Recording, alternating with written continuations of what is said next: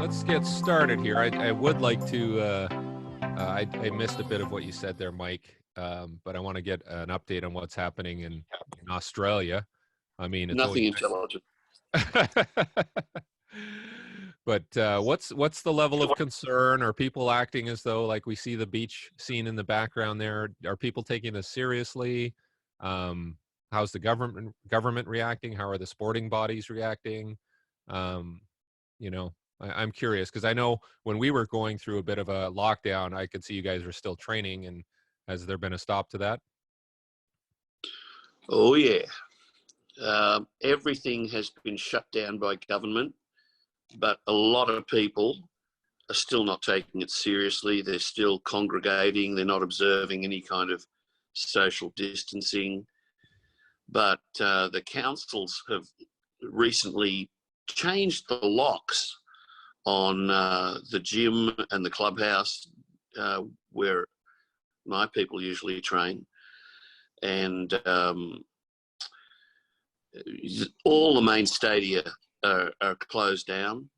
And so basically the only place to train now is on grass and usually in open paddocks.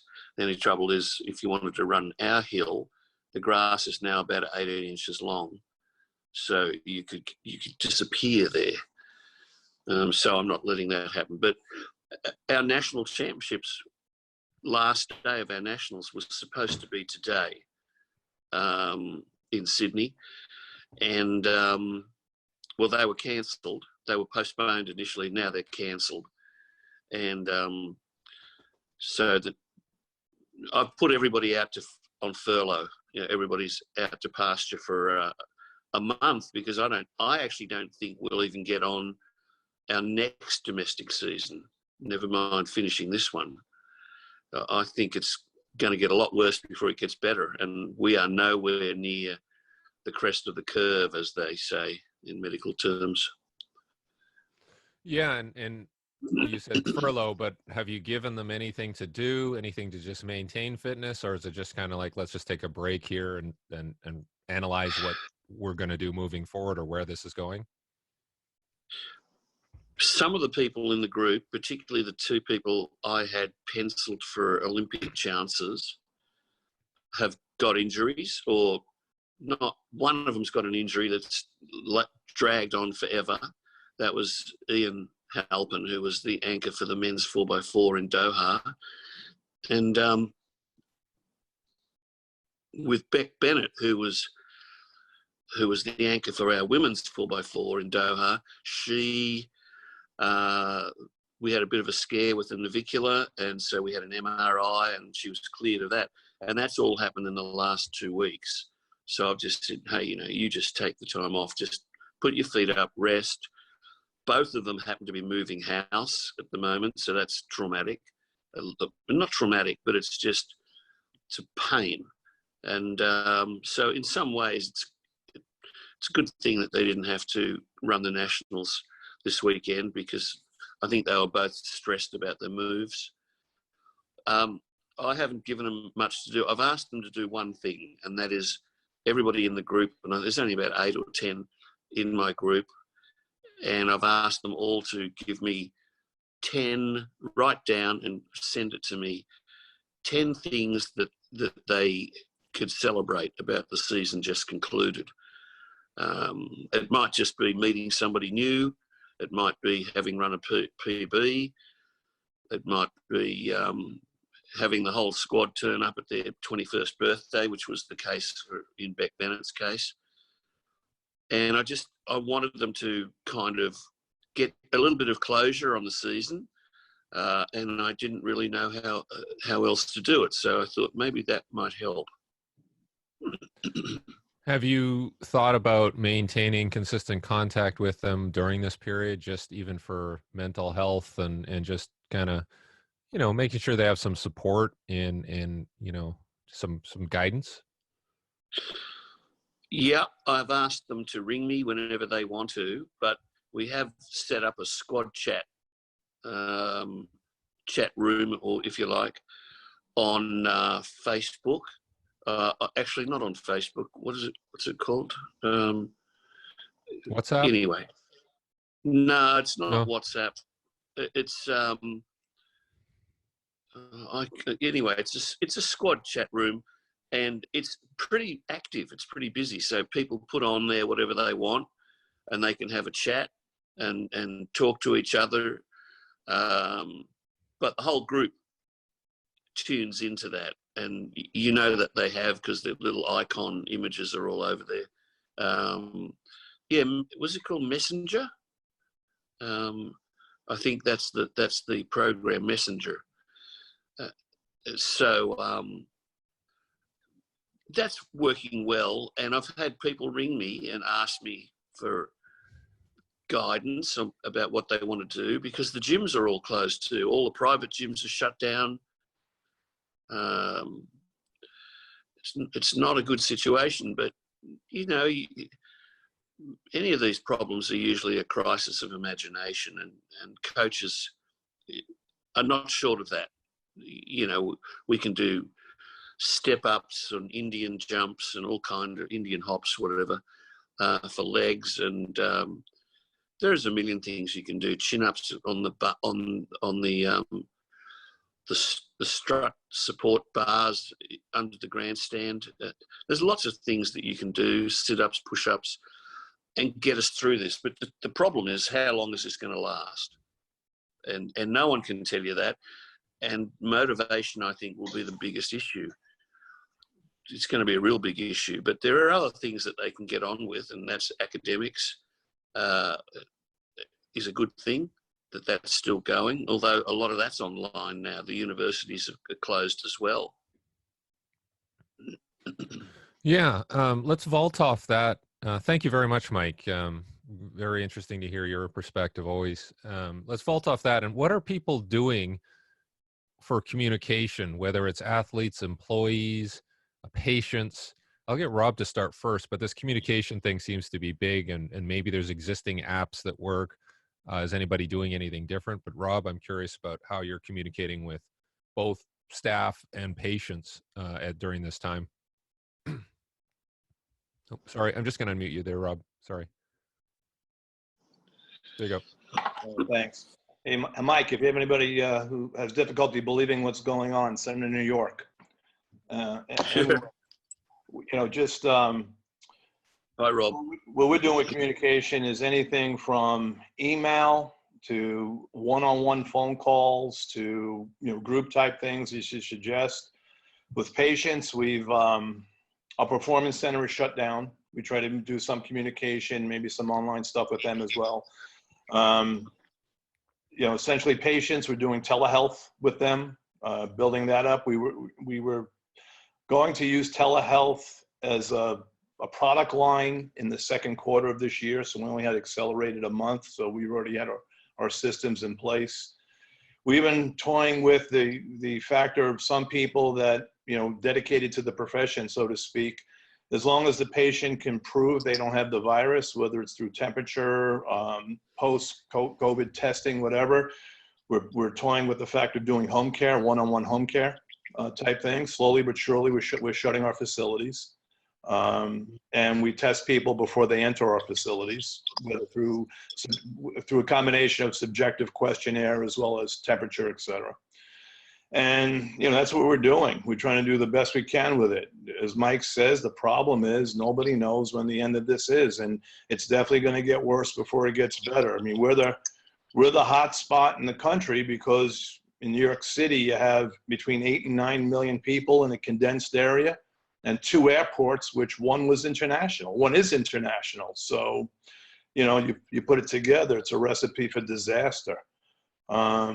Governors in New York, New Jersey, and Connecticut is rumored that we're going to have a shutdown via the president, where people will not be able to cross state lines for 2 weeks. If you leave New York and go to another state, it's an automatic 2-week quarantine.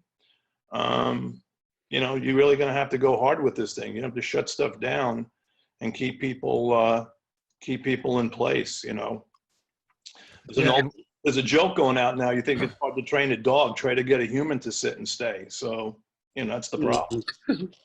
Yeah, Rob, they've already got cross-border quarantines in Australia all around, everywhere. So You can't go from New South Wales to Queensland without spending 2 weeks in quarantine. yeah, so, you know, being an unknown entity and not knowing where the finish line is, you know, what do? And that's the $64,000 question. The only thing that's for certain here in New York is there's more cases and more deaths. And I'm not trying to be the Grim Reaper, but that's a fact. So, Yeah. Do you think people should hear more about that and see pictures of what's going on in the hospitals? Because I think other parts of the country aren't really responding yet. Or, you know, yeah, should we worry about creating panic and anxiety, or that's do they my need to see this? concern. My concern is, where is the line between reality and caution and emphasizing what needs to be done versus crossing that line and initiating panic and hysteria, right? I mean, if you look at the numbers, and please, I'm not taking this lightly, you know, you're still around a 2% death rate, give or take, right? And so, you know, it's kind of comparable, maybe a little bit slightly higher than the flu, but we don't know where this is going to go. So I'm not taking this thing lightly by any means, but I don't know, you know, we've got to prevent panic and hysteria, but we've got to institute adherence to what needs to be done. And if I knew how to do that, maybe I'd be president, but I don't, to be honest with you. Yeah, it's almost like it's World War I, World War II, and you just hear about, you know, what's happening on the front lines, you know, the week after or whatever, and you're not really there, but we almost need like a Vietnam War type scenario where like we need a little more information, I think, to Yeah. to guide people. On the telehealth side, I'm curious about that. Like, obviously, people are looking at ways to provide service through whatever Zoom, FaceTime, whatever it is. How is that going? And is that difficult to implement? And even from a billing perspective, and I'll get people like Michael Mullen and some other people like Eric and Robbie to jump in Canada here. But how's it going with you guys? It's going well. I mean, we have a what we call a clinical excellence department, which is, you know, all venues of education, whether it's curriculum, we have a residency, we have a fellowship, those types of things. And we have an IT platform for education as well. So it just spun off our IT platform. You know, me with IT, the I stands for idiot. I have people in IT that do those things for me. But, you know, our directors, a guy named Rob Shapiro, he does an outstanding job, as well as some of our other staff. But no, it wasn't too hard to implement, as long as you have the right talent going forward. The process they had to do was, you know, we were going to do this regardless with regards to, you know, the profession, right? You're committed to treating patients, but going through the process, what are the insurers that are going to pay for it? What are they going to pay for it? Those types of things. Those are the intricate details that follow. And like I said, whether we were going to get paid or not, we were going to do it. But obviously, if you get paid for a service, you want to be paid for a service. And those are the things that you really had to follow up on and see how those things were changing. And they were changing on a daily occurrence. You know, one payer was paying, one wasn't, and then the government stepping in and doing things. And then the type of codes you needed to use to pay, you know. So telehealth, we hadn't done it before. You can't use the same codes, and what other codes that justified payment and those types of things. So it was a combination of a professional responsibility as well as a somehow, you know, reaping some type of financial reward for your services to maintain your business entity. And it was a combination of all that. So no, it wasn't hard to do. It was busy work, you know. Yeah, I have a little side story. I called Rob, my wife's cousin, 5 weeks ago, 5 or 6 weeks ago, was ice skating, fell, fractured her wrist pretty badly, had surgery. And then the surgeon, I didn't know this, but the surgeon went on maternity leave right after. And so she had no guidance. And so her hand was basically, you know, swollen and starting to claw up. And so I just said, Rob, I'm not a wrist or hand guy. What should we do? And Rob directed me to one of his specialists, and we got her, you know, going, and that was very helpful. So that was a perfect example of a phone call was very, very valuable. So yeah, thank you for that, Rob. Yeah, we have all access to our patients. We're communicating with our patients, you know, though we have private emails, et cetera. So we're just doing whatever we can. Again, It's a process of learn by doing a lot of this, because it's an unknown entity that people have been thrown into. And I think it's going to change medicine moving forward. I think there's going to be a combination of telehealth with actual one-on-one treatment regarding physician therapy or any other entity of medicine. I do. Yeah. Can I get Michael Mullen to jump in and see how he's dealing with some of the stuff right now in terms of distance treatment and helping people out? Of course, thanks, Derek, and great input, Rob. Rob, I appreciate it.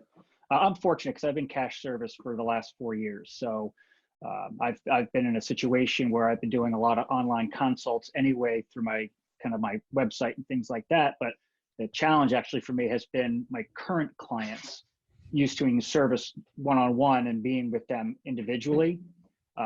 They've been a little slower to turn over to come to the online component, just because I think they're used to the interaction and the exchange. As this has begun to wear on, and I've been in touch with people pretty regularly, I spend a lot of my days contacting people and just checking in to say hi. And as they're realizing more and more that they become less and less active and more sedentary, then more people are starting to say, hey, you know what, can I do something once a week with you? So it's been really good. The elements of being able to create an assessment without being in person is actually pretty straightforward. There's a lot of stuff you can accomplish, not only from a fitness perspective, but also from a rehabilitation perspective that I find really beneficial. It's just a few simple things I walk people through, and then I can guide them through a couple activities, and it really works pretty well.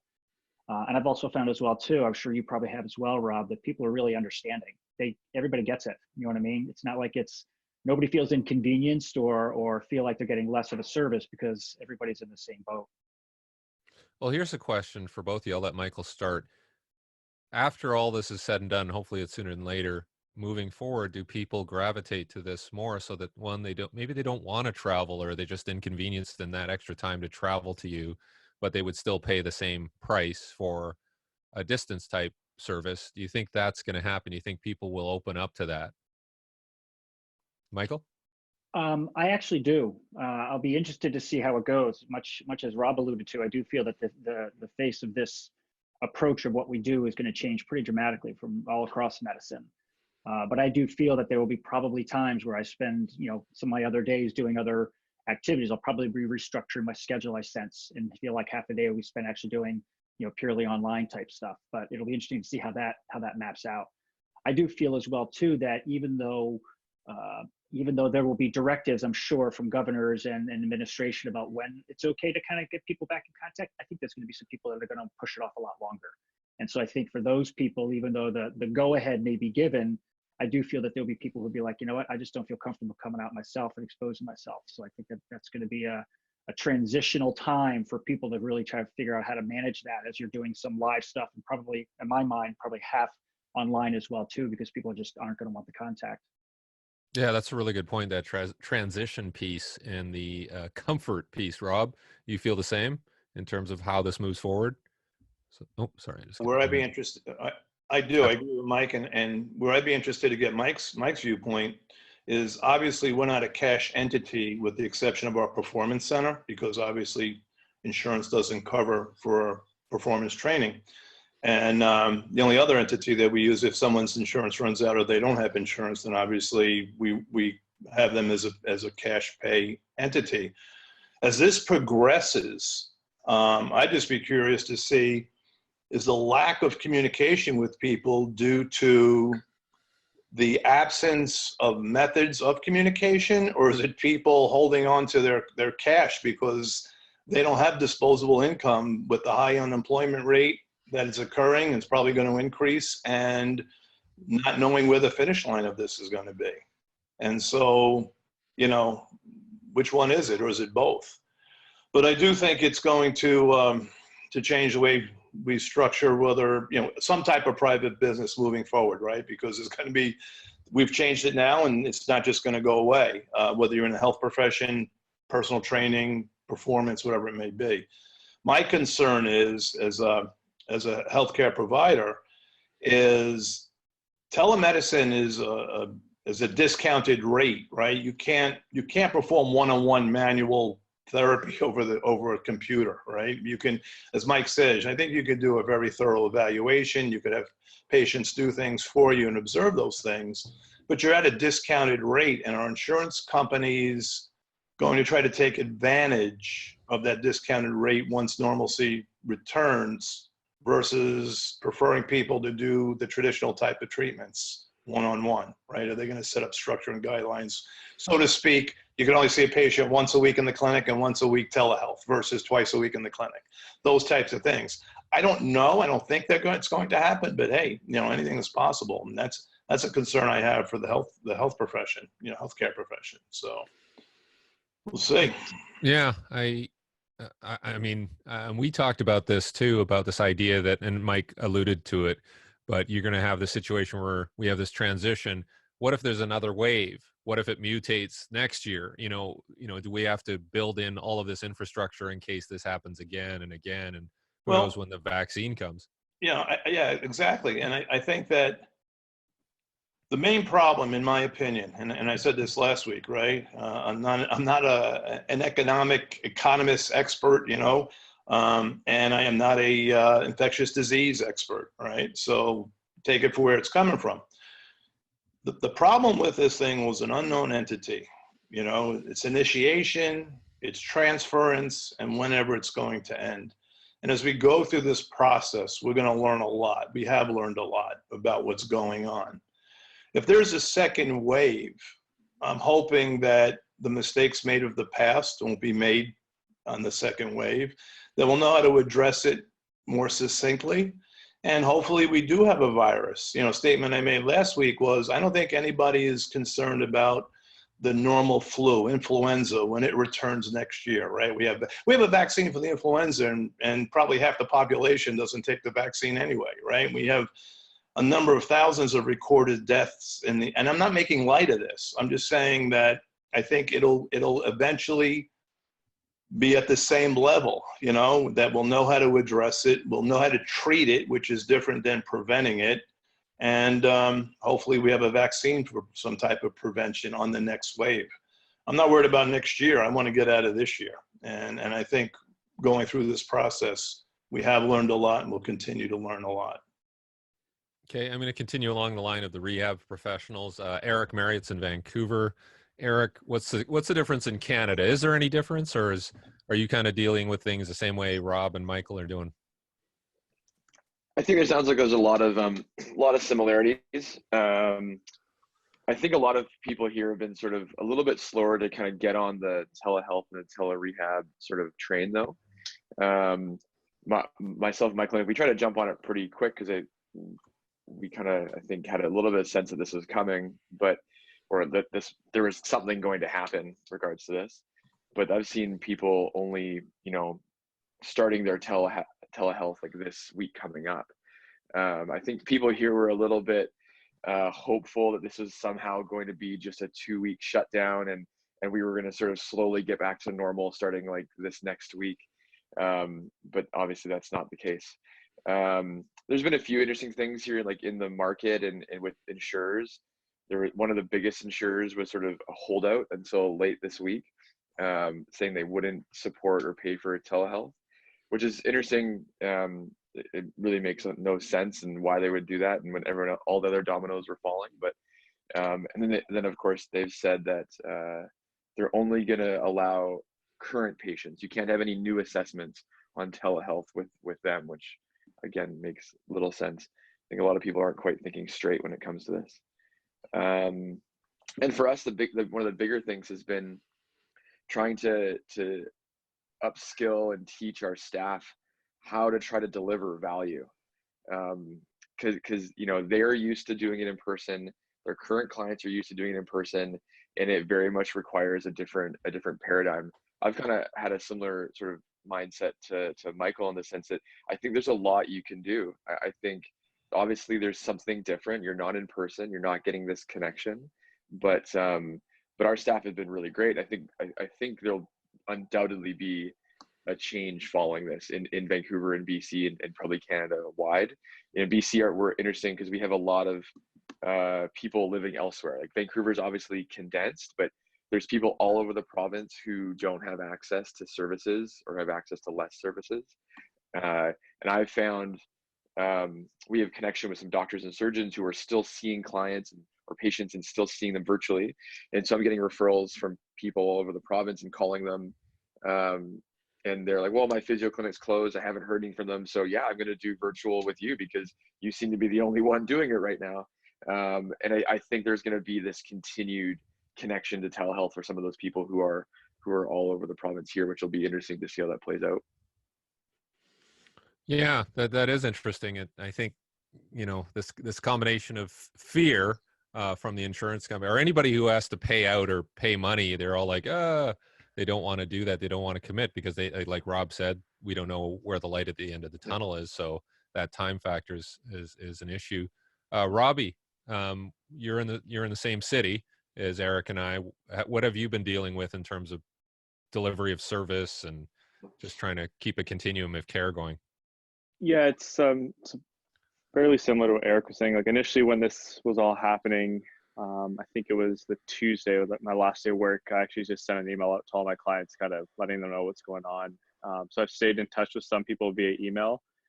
Some people have just said that they just want some exercise progressions, and if they have any questions, they'll let me know. So kind of like Eric was saying, a little bit slow to react to telehealth, and not everyone wants to be, or not everyone's jumping on it right now. I actually just had a Zoom call earlier with a client this morning, and it actually worked out. The few clients that I've had so far, it's actually worked out pretty good. A lot of people are buying into it, and that or the ones that are doing it are buying into it. It's just working through like the technical difficulties. Like everyone's at home now, so this patient of mine, she had her kid running around, and her husband's filming her while she's trying to do the exercises and as I'm doing the and so it's definitely, there's some tricky parts too, but I think, can't remember if someone mentioned it earlier, but we're all in the same boat, and I think all the patients are understanding so far and appreciative of any effort that the clinicians are putting forward with this. So definitely a learning curve, but I agree with Eric. I think this is here to stay in the future, whenever that is, whenever we kind of get back to normal. But yeah, it's definitely been interesting so far. Great, thank you guys. Rob, you want to jump back in? Yeah, two things. I think this is going to develop depending upon your situation. It's just stated, he's the only one doing telehealth. Everybody in New York is doing telehealth because everything's shut down. And so that's the option to survive. Insurance companies are paying for it. So, the concern I have is what I previously stated. What happens when this is over with reimbursements, et cetera, and what they're going to want to expect for care. But I just think that if you can get on it now, you're going to have a big advantage over your competition, because if you get hit the way we got hit, everybody's going to be on it, or else you're not going to survive. I mean, you need to establish some type of platform for financial survival, right? As well as if you're in healthcare, obviously your role as a healthcare provider to help patients. So I think a lot of this is going to determine by how severe your environment is. I have a question for everybody, performance rehab. Do all of you pretty much have an exercise database, like videos that people can see, like that's, you could just plop them down and send the links or send the videos that guide people through these exercises? We'll get, sorry, Cedric, you want to jump in next? Yeah, sure, that'd be great. Yeah, I was just thinking about, obviously, just wanted to say hi to everyone. And it's nice to see a lot of familiar names on this. So Cedric, tell everybody where you are. I'm currently living in the Dominican Republic, so it's a little bit of a different situation than most people. We've got full lockdown and stuff here too, but it's obviously tropical outside, and at this stage we can still kind of go out and do things as long as we're not in groups, or as long as we're keeping distance from people. So in terms of activity levels and all that kind of stuff, it's a little bit easier to kind of keep up with that here. But we're obviously getting all the news from everywhere, and we're heavily influenced by the States and Canada. Is particularly for tourism, so that's ground to a halt here. So we're obviously feeling the effects quite heavily from what's going on up north. So yeah, I just wanted to kind of answer your question. So I've still got 6 athletes that I'm training, and they're all remote on a remote basis now. And yeah, so like video libraries for sure. I just full disclaimer. So I work with Push. It's a sports technology company. So we have a couple of remote programming capabilities, and that's personally the library that I'm using just now to kind of train my windsurfers and my life-saving or my lifeguarding athletes. Yeah, and that, you know, obviously that was developed not for this case, but you know, for just remote coaching, and obviously that's been useful. How about everybody else? Like Michael, let's go through a typical session where you're working with somebody. Is all of that just sort of real-time video, or are you sending resources through to back that up so that they can see the exercises? How does that work? It's actually a few different ways. One of them is actually, this time has afforded me the opportunity to actually be shooting some things because I have a little more time now. So I've been adding to my library a little bit more, which I find really helpful. I often will do Zoom, and I'll record the Zoom meeting, or I will if I have them on FaceTime, if they don't have access to computers and stuff like that. If I do FaceTime, I do a screen recording as I'm walking through an exercise, so that way I can just text it to them or email it to them, or load it up on YouTube and send it to them if it's too big of a file. So, you know, I usually will record what I'm walking them through so they see themselves doing it, and then they can hear my cues at the same time, because some of the generic ones I put together, although helpful, you know, there's in particular individual cues that someone might need for a particular activity that I'm able to get a little bit more specific to their needs for. And that's worked really well. So just you know, you're dealing with each individual situation. Yeah, like each individual situation is going to have a slightly different approach. Correct, exactly. Yeah. And you know, a lot of it is based upon what they're to see me for. Now, I don't see, unlike your practice, Rob, you know, I'm sure that, you know, I don't see most post-surgical stuff anymore, just because it's not the environment I'm working with anymore. I'm working with that hybrid person who's had chronic pain and issues and haven't had success with other therapy models, or people who want to transition from an injured basis to be more active. So I'm able to do more active-based exercise with them versus feeling like I have to kind of work somebody through passive range of motion and things like that because they're more in an acute stage.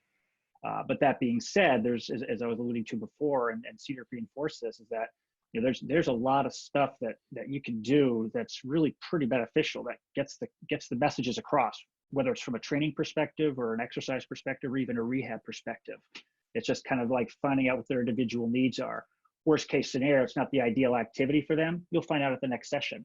You know, you didn't do anything wrong. It's just like anything else you do. You just can't necessarily go back and do objective testing right after to see if what your intervention was a successful, but you can get a pretty good idea. Great, thank you. I want to kind of transition into like the performance people on the line here, whether it's fitness, performance, sport. We'll start with Ryan Banta. What are some of the things that you're doing as part of this, you know, communication effort to continue your coaching? Yours is a maybe slightly different case. And then I want to talk to some of the others about even the financial piece. Like a lot of people are putting exercises online and like, I'm going to provide a free service. And is anybody doing that successfully under a paid model? So, but Ryan, I want you to jump in first. Tell us what you're doing.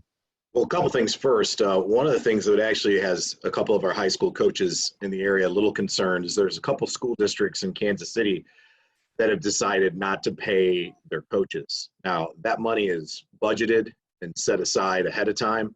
And so hopefully they'll get, you know, the Missouri Teachers Association or whatever union they need to get involved to get that taken care of, because I feel like that's pretty much criminal, especially since we started the season, especially since that money is budgeted out for the year, not only for the school district, but for the coaches themselves.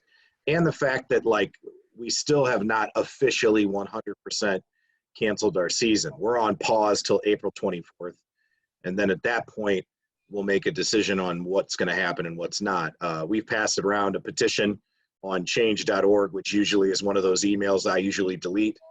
But we've had nearly 30,000 signatures just from Missouri high school athletes, parents, and coaches, which is a pretty big number when you consider that there's about 500 schools in the state of Missouri, and not everybody has track and field or anything like that. But the beauty of our sport is that it's individual, and as long as you have a couple kids, you can still run a track meet, and you can run those things into June.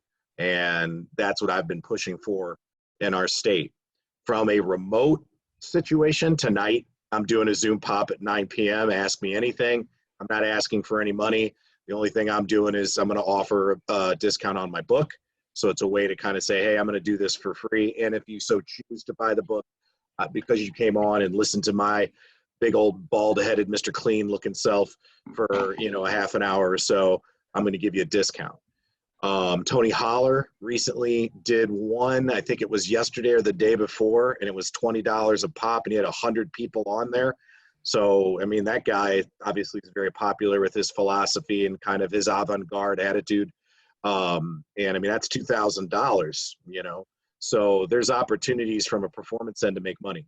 For me personally, daily or every other day, depending on what my schedule is, I pull up my workouts, and with my workouts that I pull up, you know, I'll discuss like, okay, this is what this means. This is how you get this done. Even if you can't do this workout on a track because they're going to try to kick you off the track, which currently we're allowed to use the track, but not the turf, which is a whole another thing that's kind of strange.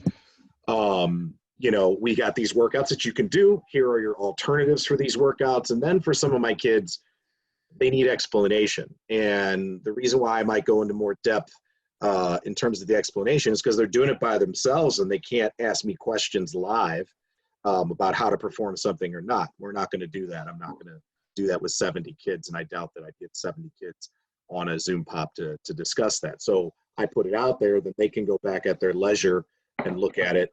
I also send it to their parents and to my assistant coaches and to them via email as well, besides just my Facebook Live videos. And then I try to highlight one thing that in more detail we're trying to discuss. So last time I talked a little bit about sports psychology.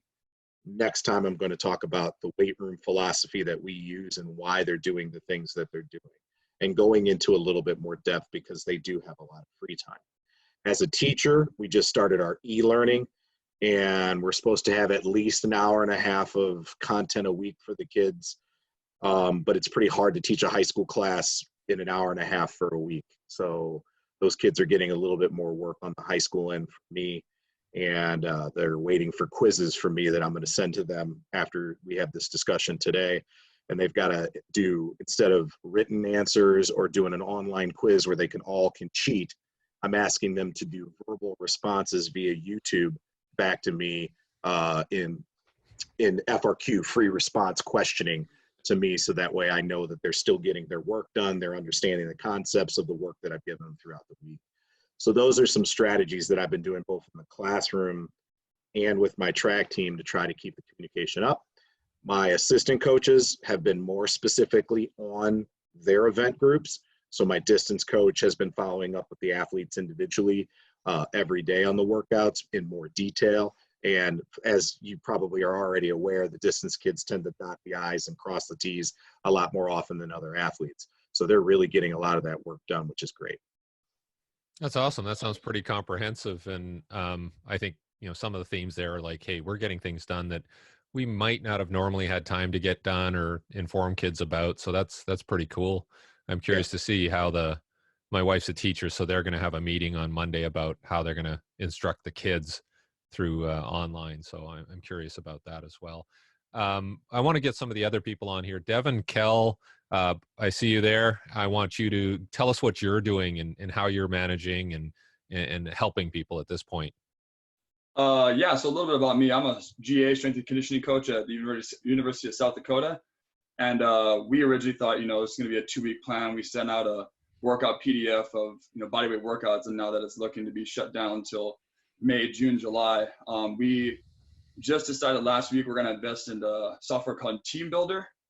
And that way we can send out mass programs to our athletes and they can interact with it via the app, like an interactive app on their phone. Hopefully that's going to help with some of their getting the work done. But yeah, I mean, we thought it was really important to set up calls with all of our athletes. So we've split up all our coaches, take all their teams and get one-on-one calls, contact them about, you know, what kind of equipment they have, whether they have a barbell or dumbbells.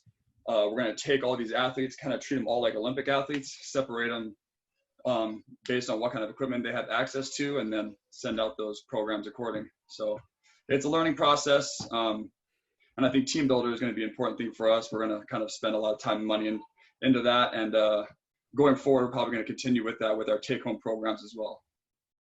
Yeah, I'd be curious to see how that Team Builder works out for you.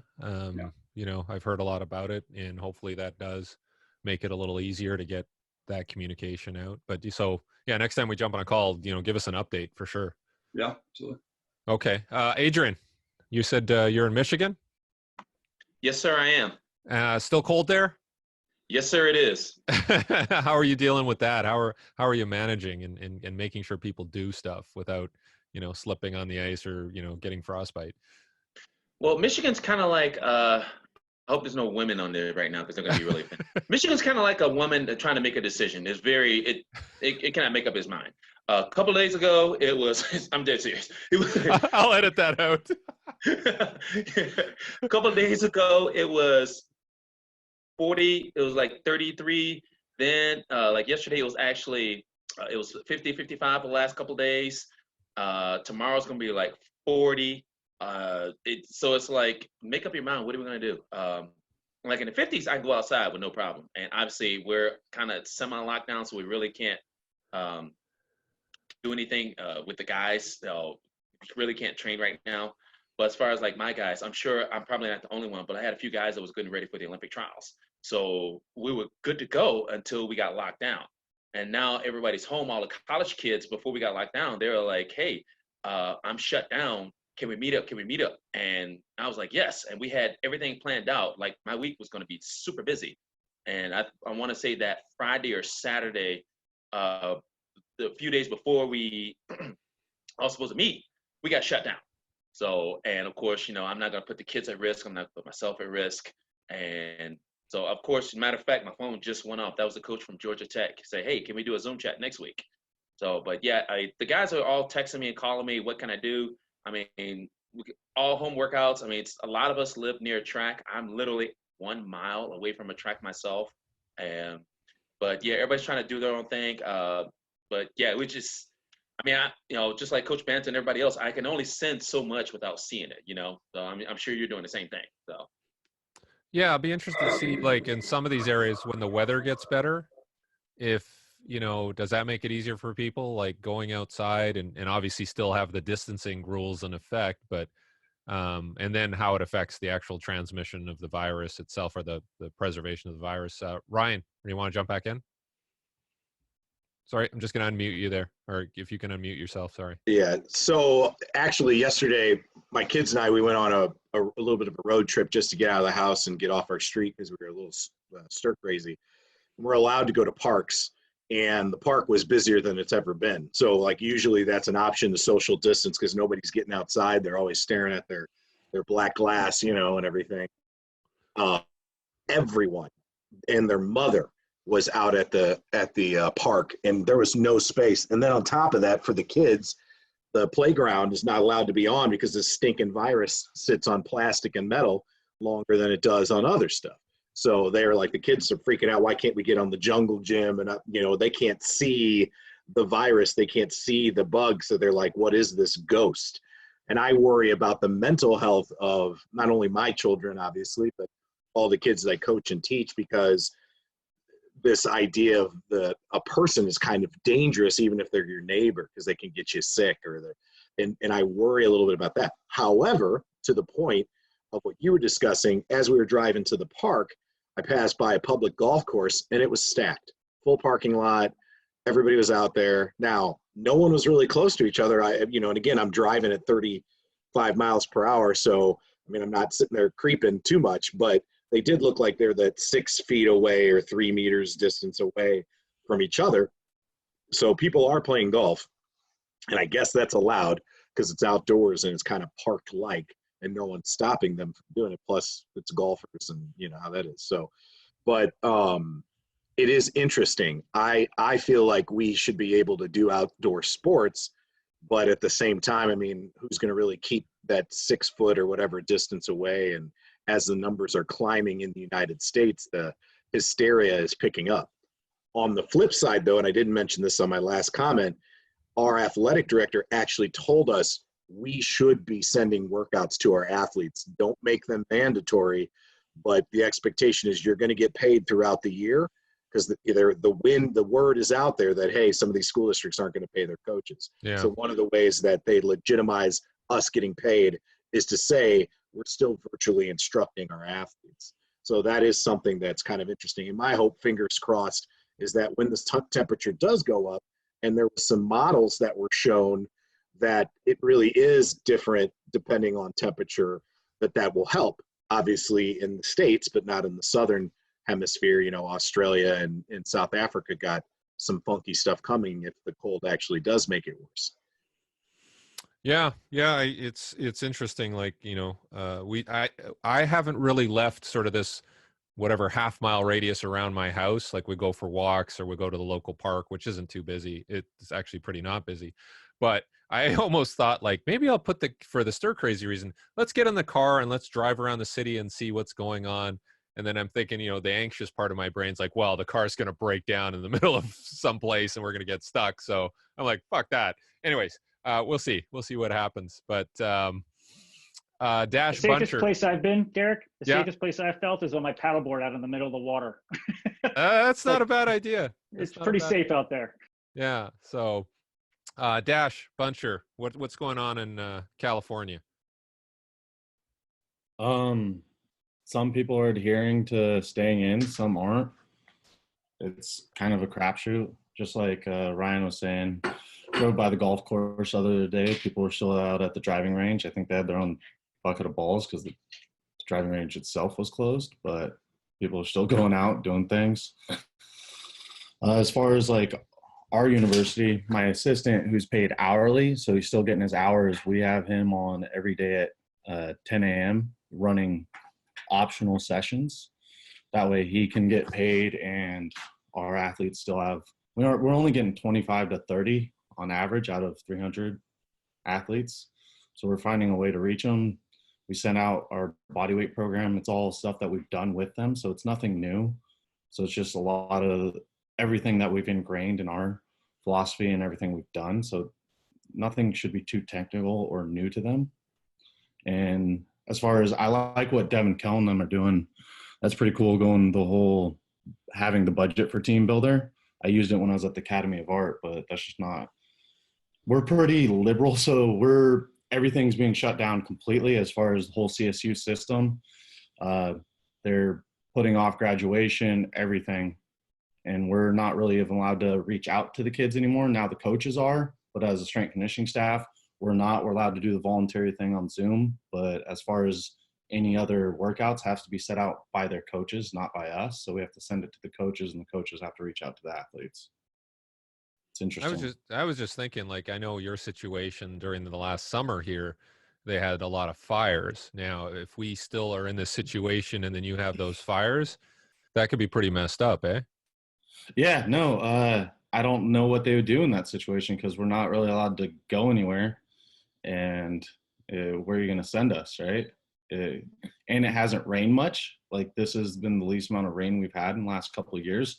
So I only expect the fires to be worse this year.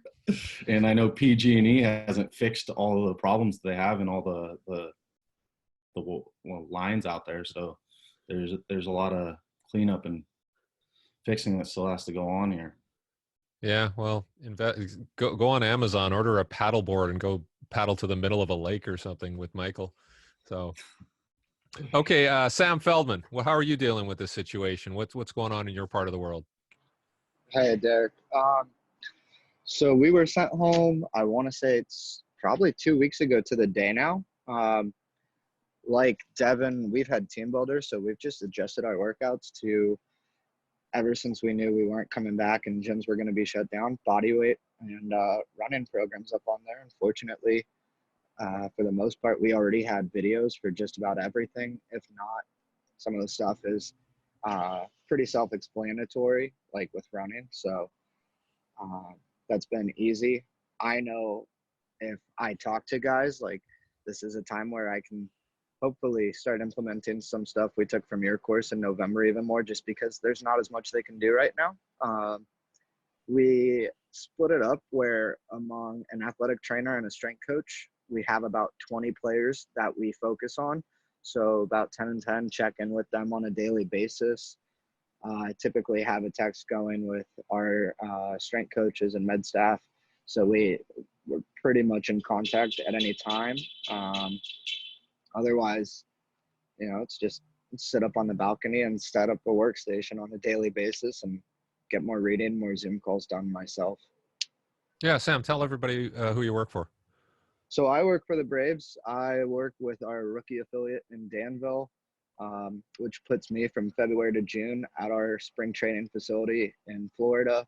And then from June through about Labor Day on a normal year, I'd be in the Appalachian League somewhere between North Carolina, Virginia, or West Virginia.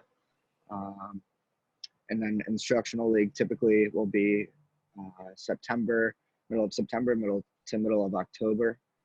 And then right now, ironically, I do live in Atlanta, so that's where I drove back to once we were set home.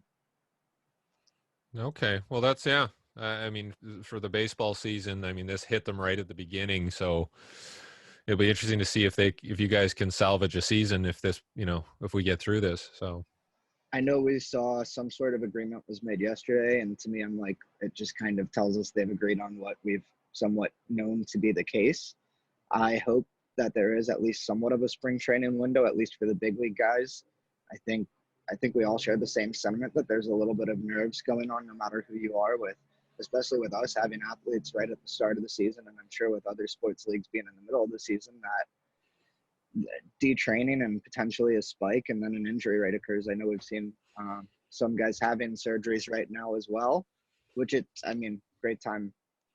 Equally terrible time and great time to have surgery, because for all we know, you're not missing a year, but also equally terrible just because I don't think it's ideal to be in a hospital right now. But there's definitely been nerves on my side that once we start up, how quickly are we starting and how rushed into games are they? I know we have an expanded roster for the big league side, but no matter what, I have that nervous feeling of, can guys break all of a sudden? Because if they don't have a gym in their house, how much are they adhering to? What are they doing and what are they not doing? great. Thanks for that update, Sam. That's very helpful. We're going to get Trent Frey to jump in next, but Rob, I have a question for you. He mentioned of athletes getting surgeries. Are those considered elective surgeries? How would that work, especially when hospitals might be, trying to free up resources? What's your opinion on that, Rob? I think there's going to be bending of the rules with elective surgeries, or there could be. Let me put it to you that way. If someone has a disc in their back and they're losing certain functions, that's a crisis, right? If someone's in excruciating pain, could you classify that as a crisis? Someone tears their meniscus and their knees locked, is that a crisis? Or so I think and then if they're a professional baseball player and it's their occupation, is that a crisis because it's affecting their occupation? So I think our definition of a crisis, and I think what's used periodically as a crisis, maybe bending the rules. I'm going to make that assumption. But elective surgeries are going on, yes. Okay. And the platform for what permits them, I'm not too sure of. I know what the definition of crisis is, but you hear some of these surgeries that are occurring, you're like, that shouldn't be a crisis, but who knows? Yeah. Okay. Thanks for that, Rob. Trent Frey, you want to jump in and tell us how you're dealing with the current circumstances? Yeah, just to introduce myself. Hello, everybody. My name's Trent Fry. I'm the assistant strength coach with the LA Kings. So we're kind of going through, as some of you may know, similar to the NBA, we're on pause right now for our season. So we're just trying to figure out, basically on a day-to-day, if not week-to-week schedule, what our plan is moving forward for the league year. At this point, we're not sure if the league is going to be canceled at any point, if we're going to resume the regular season, if they're going to try and fit playoffs in. As of right now, everything is still on the table from what we're told. So we have a weekly meeting as far as our entire coaching staff, from coaches, management to trainers.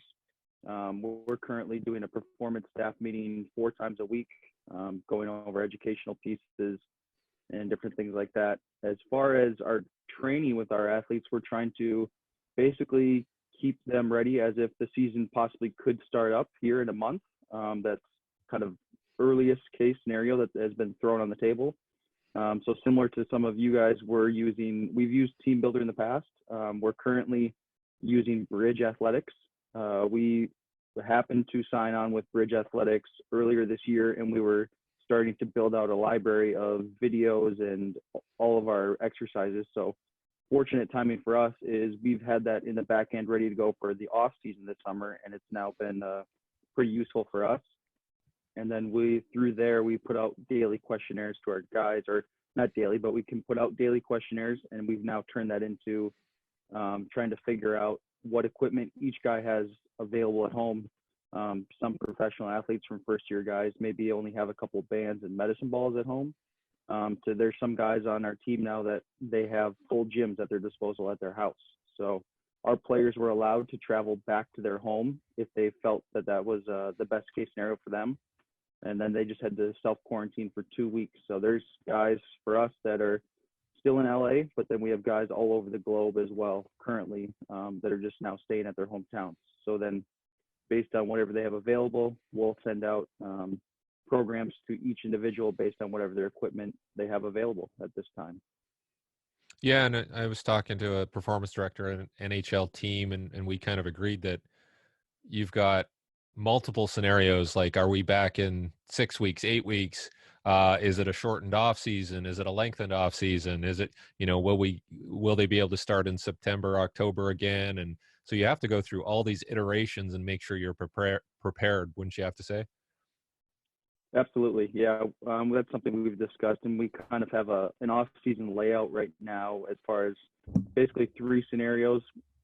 Best case scenario, we start up and we could be playing hockey here in a month and finish out the season and then go from there. The other one would be season basically just gets canceled, but then we start our off-season program the middle of the summer, probably June, July.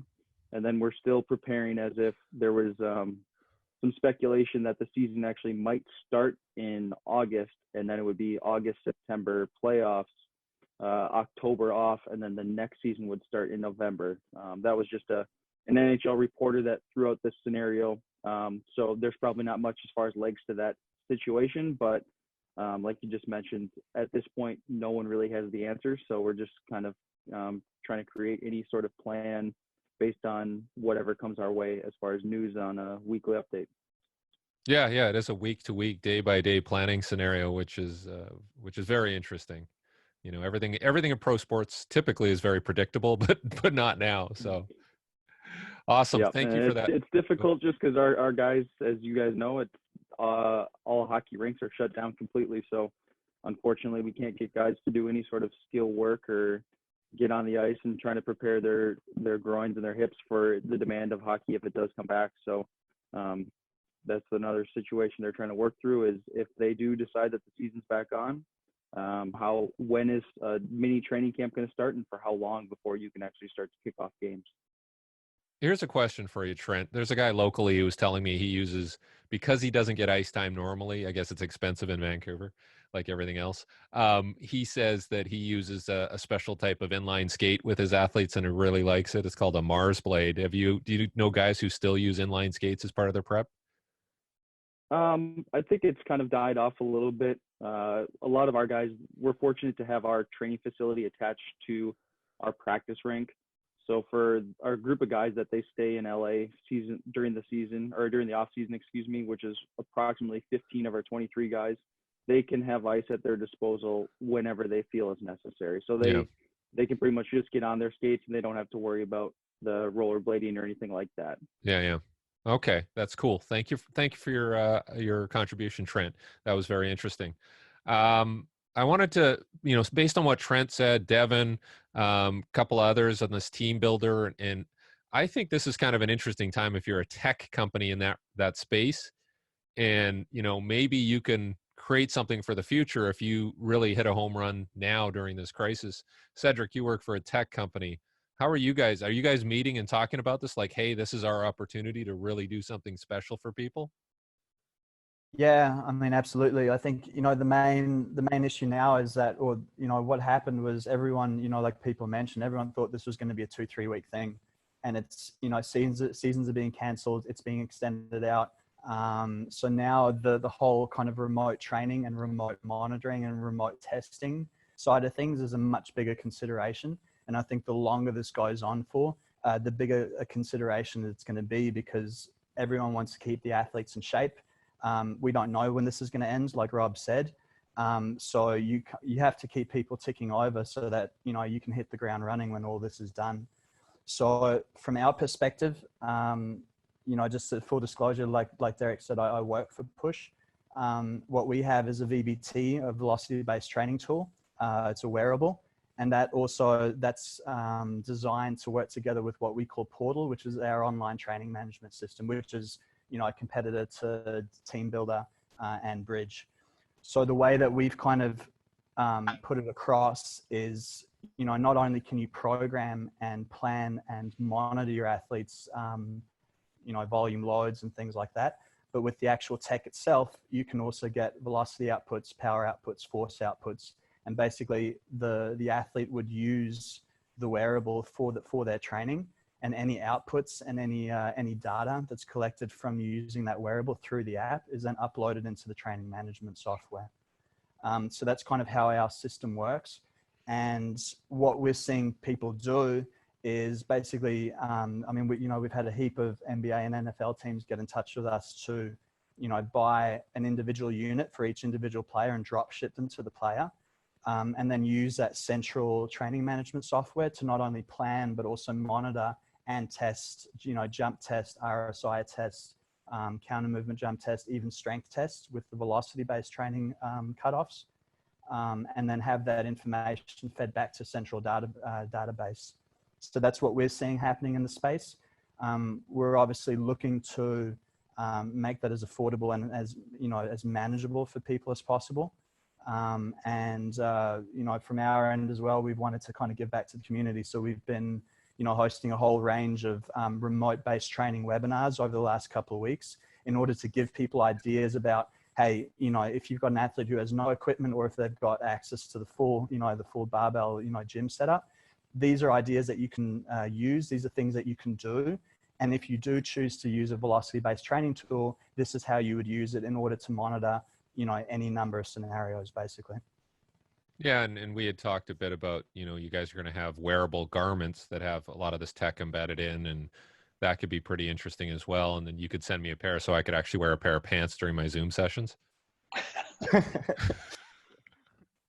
right. Yeah. But we'll, yeah, certainly that's an opportunity for you guys to get the word out, get the tech out, help some people now, and then, you know, maybe that's a springboard for you. Hopefully that is. Sure. I mean, what I'll do, if that's okay with you, I'll put my contact details into the chat. If anyone has any questions or wants to find out more about what we do, and, you know, even just how I use it with my own athletes, I'd be more than happy to have a chat and give you guys some information. Cool. Thanks, Cedric. Rob, you had your hand up. Yeah, I just have a question for the gentleman working in pro sports. They're going to be more stringent. Do you think there'll be more stringent or different criteria to return to the season? The reason why I ask that is that when you return to the season, you're going to have an arena full of tens of thousands of people. And if players get the virus again, is that one team going to be shut down? Is the league shut down?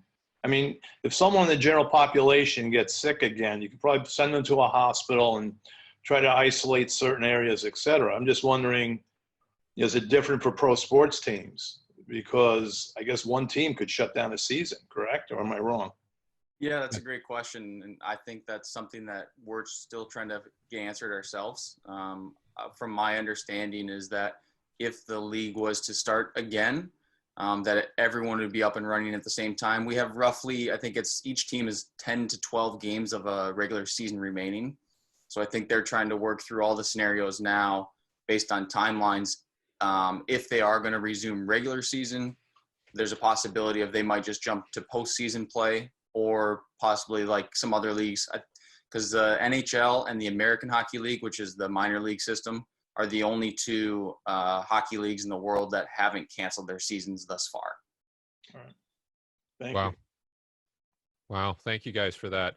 Yeah, I just want to wrap up. I don't want to take too much of your free time, but is there anybody who like has maybe an ask from a tech company? Like, is there anything that's out there? Because this would be a good time to actually say to tech companies like, hey, if you added these features, this would be useful for whether I'm working in rehab. Like maybe there's some things that we can start, pardon the pun there, Cedric, push some of these tech companies to add some more functionality during this time of need.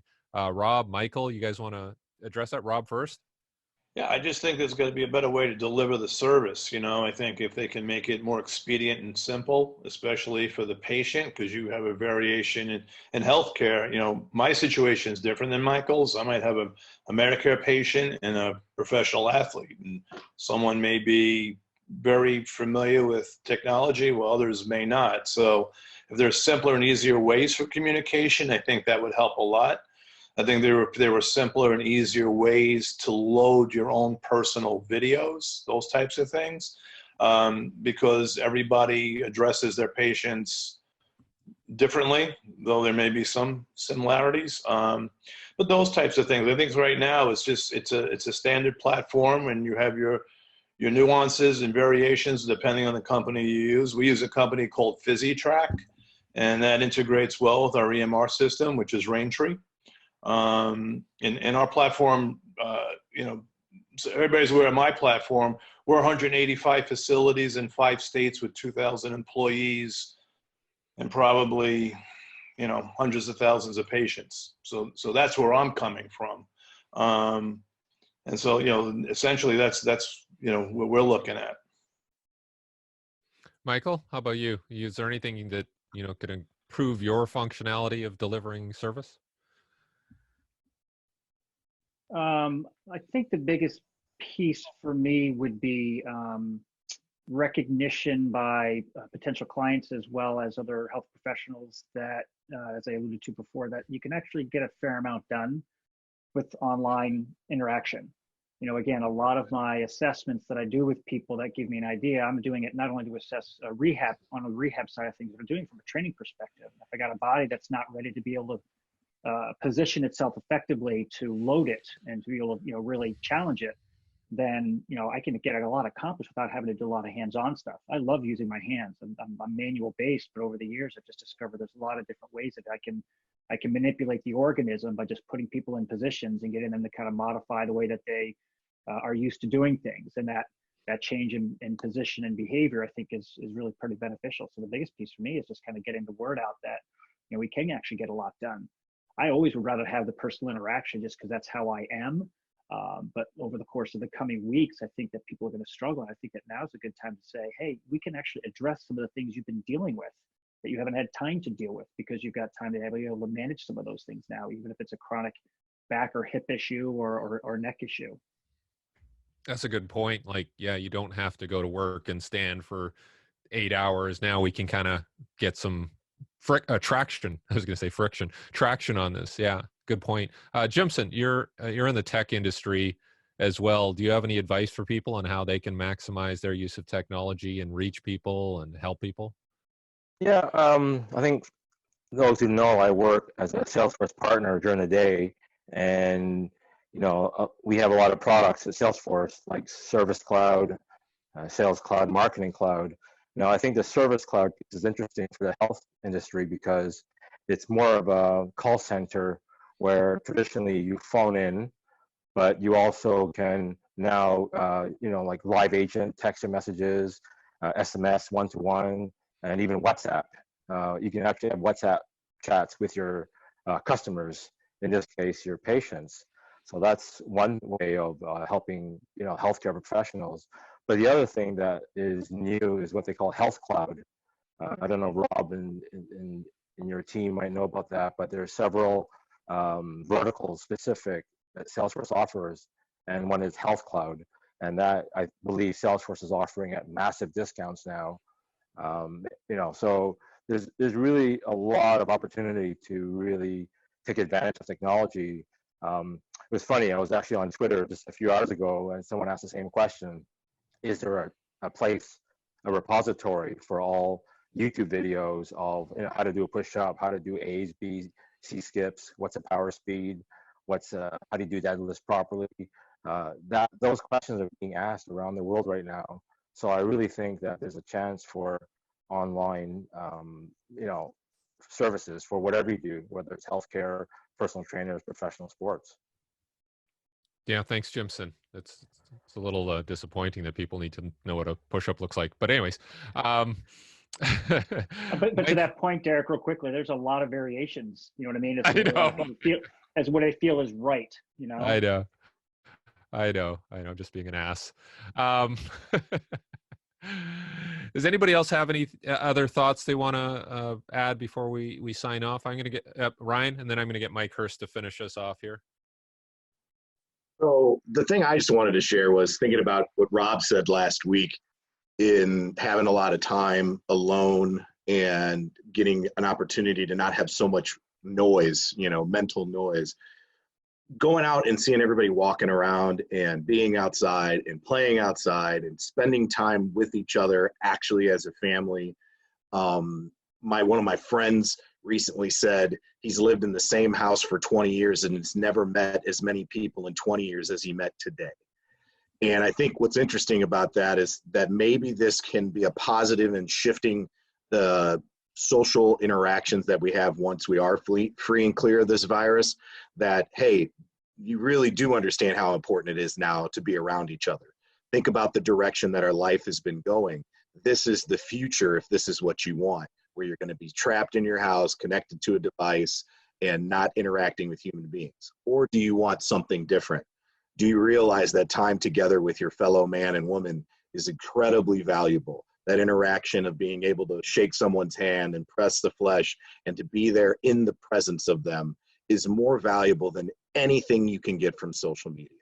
Are you aware of that? And I hope that we have a societal shift, especially amongst the westernized countries where we don't cane people for, jaywalking, but that we understand the value of that, how important that is, and that togetherness is when we spend time together face to face, when we spend time together with our athletes face to face, how important that is, how important it is to get outside and exercise. Think about how much that improves your day, that you've never really been aware of it as a person that's been sedentary sitting on your couch and watching Netflix. At some point, we've all watched Tiger King.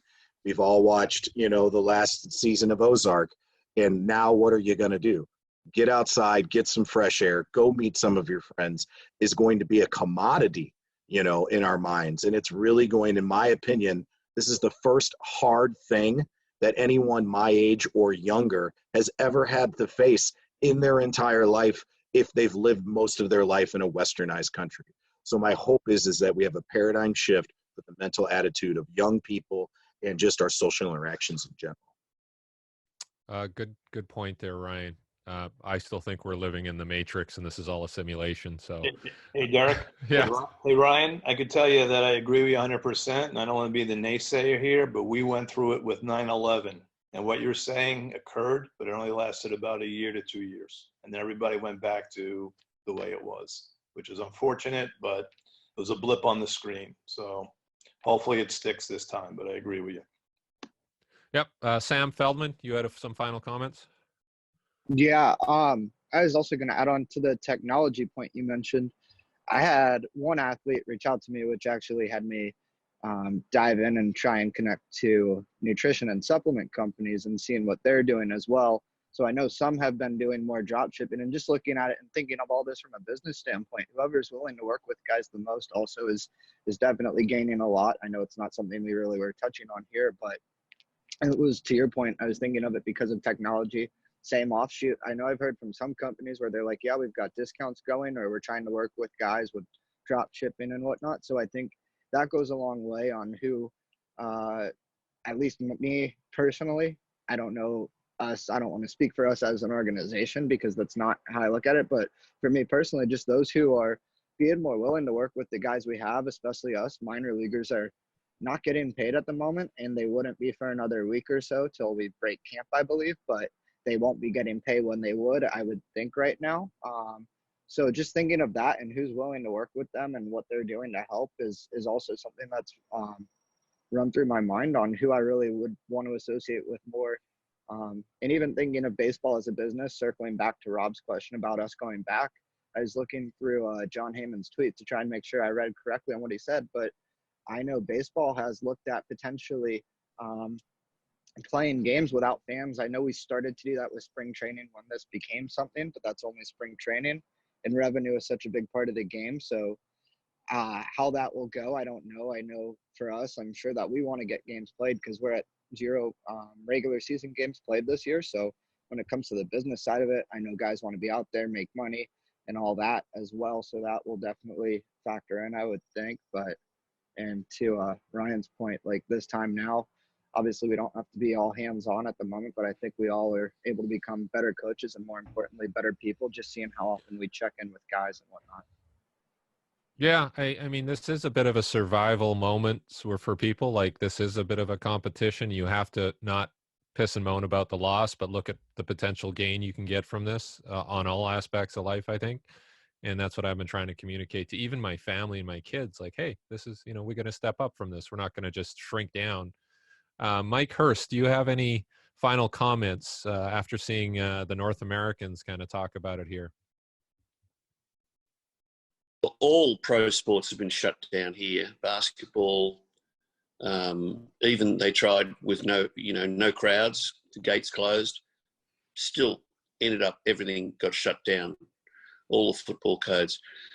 But from my point of view, from the athletes that I'm working with, I'm trying to find ways to reassure them that this actually has a silver lining and that, you could have perhaps gone to Tokyo this year as a relay runner. Let's work on getting to Tokyo next year as an individual event qualifier.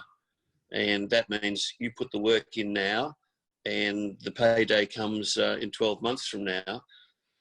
Plus, you're not going stir crazy sitting in your room the whole time. And as long as we observe, hopefully, real good spatial distancing, we can get it done. Gym work will be harder, but track work, when tracks are for the most part abandoned and we just use a grass oval, which I prefer to use most of the time anyway, we can run them with 2 blank lanes between them and just run them in maybe waves of 3. So yeah, for coaches, it's a crisis of imagination, I think, and we're all pretty good at that, resolving those issues, and I think we'll all get through it. And I think sunny days ahead. Yeah. Well, I want to thank everybody for jumping on. Everybody provided some valuable advice and information. So I think that's important. And even just the fact that we're meeting, like a lot of us have met for the 3rd week now, 3rd weekend in a row. And I would like to keep meeting if you guys are willing to. So I'll schedule something for next week and just get updates and see how everybody's doing. I think it's important. It's important for us to keep communicating in this way. So thank you very much. Enjoy the rest of your weekend. Thanks, Derek. And be safe. Thanks, Derek. Take care, fellas. Thank you, Derek.